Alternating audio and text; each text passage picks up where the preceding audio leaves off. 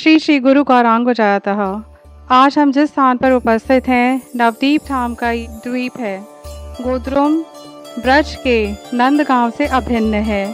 इसकी कथा इस प्रकार है कि एक बार कृष्ण ने ब्रजवासियों से कहा कि तुम इंद्र की पूजा छोड़कर गिरिराज गोवर्धन की पूजा किया करो।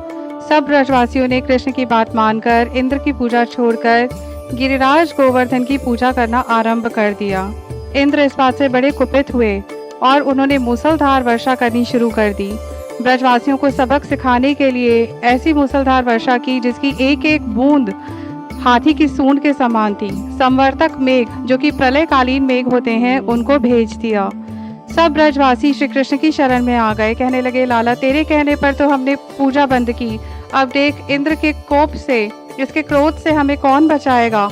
तब वो कहने लगे कि तुम कोई चिंता मत करो, और उन्होंने अपने लेफ्ट हैंड, बाएं हैंड की छोटी उंगली पर ही 7 दिन और 7 रात तक गोवर्धन पर्वत को धारण किया और कहा कि सब ब्रजवासी इसके नीचे अपना आश्रय ले लो और सब गायों को और बछड़ों को, सारी अपनी धन संपदा जो है, जो भी तुम रक्षा करना चाहते हो, लेकर यहाँ गोवर्धन पर्वत के नीचे आ जाओ, मैं तुम्हारी रक्षा करूँगा।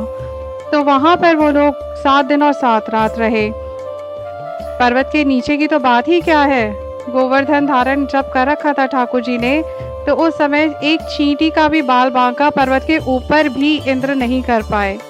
उनके क्रोध से किसी को कोई नुकसान नहीं हुआ, क्योंकि ठाकुर जी उनकी रक्षा कर रहे थे। ये देखकर इंद्र समझ गए कि जिसे मैं एक साधारण गोप बालक समझ रहा था, वो साधारण गोप बालक नहीं है, ये स्वयं भगवान षड ऐश्वर्यशाली संपूर्ण ब्रह्मांड के नायक, जिनसे करोड़ों करोड़ों ब्रह्मांड निकलते हैं और प्रलय के समय उन्हीं के अंदर समा जाते हैं, ये वही कृष्ण हैं। तो तब उन्होंने आकर उनसे क्षमा याचना की। वो सुरभि माता, जो गाय हैं, कामधेनु गाय, उनके साथ आकर उन्होंने गोवर्धन में एक स्थान है सुरभि कुंड, जहाँ पर आकर कृष्ण का अभिषेक किया। गोविंद कुंड भी है और वहाँ पर उन्होंने गोविंद नामकरण कृष्ण को वहीं पर दिया। गोविंद का अर्थ होता है जो गाय, गोपियों और गोपों को आनंद प्रदान करे, जो इंद्रियों को आनंद प्रदान करे, ऐसे श्री कृष्ण, उनका नाम गोविंद दिया गया।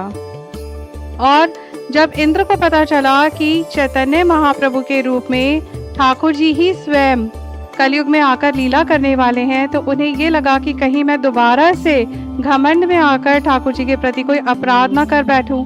तब उन्होंने और सुरभि मैया ने ये प्रण लिया कि हम यहाँ पर गोद्रुम में आकर भजन करेंगे और महाप्रभु के दर्शन प्राप्त करेंगे। तो जिस स्थान पर आज हम यहाँ पर उपस्थित हैं, ये वही स्थान है जहाँ पर इंद्र को कलयुग में आकर भगवान चैतन्य महाप्रभु ने अपने साक्षात दर्शन दिए थे।